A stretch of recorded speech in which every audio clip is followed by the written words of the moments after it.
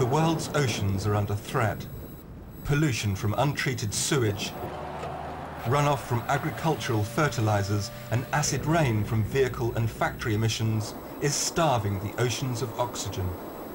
Overfishing and the use of destructive techniques such as drag netting is robbing the oceans of life. Marine biologists have identified just a fraction of what lives beneath the surface of the oceans, yet species are being lost at an alarming rate. Coral reefs are known as the rainforests of the sea, full of variety and teeming with life. Yet these corals are not from the warm waters of the Caribbean or the Indian Ocean. They are found in cold waters, around 5 to 7 degrees centigrade, and they're off the coast of Norway. Almost unknown until recently, cold water corals can be found throughout the world and rival their warm water cousins in structural complexity and size. One chain of cold water corals stretches from Norway to the coast of Africa, longer than the Australian Great Barrier Reef. Advances in underwater exploration techniques, such as the use of submersible vehicles, have opened up the deeper ocean waters. Scientists are now able to take detailed, living samples and video recordings of this previously unseen world.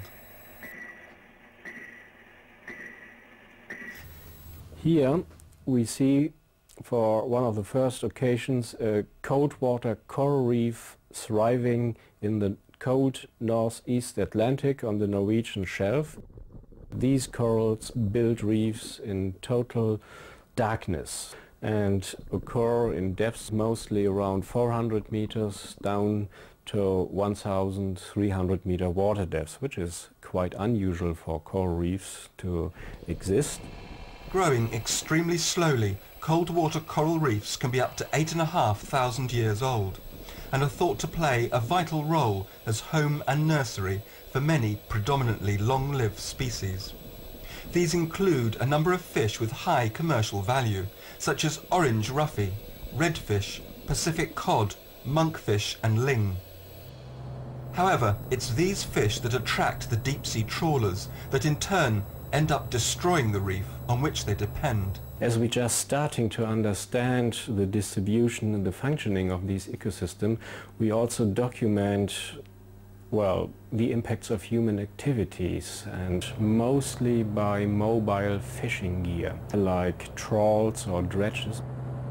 And the nets are held open by special beams, each weighing 4 to 5 tons, and they really plow over these vulnerable coral colonies and wipe them out completely. One surprising finding was the amount of cold water corals present in tropical waters, deep in the ocean where light and therefore heat cannot so easily penetrate. However, it's estimated that 95% of cold water corals still remain to be discovered, and with them many new species currently unknown to science.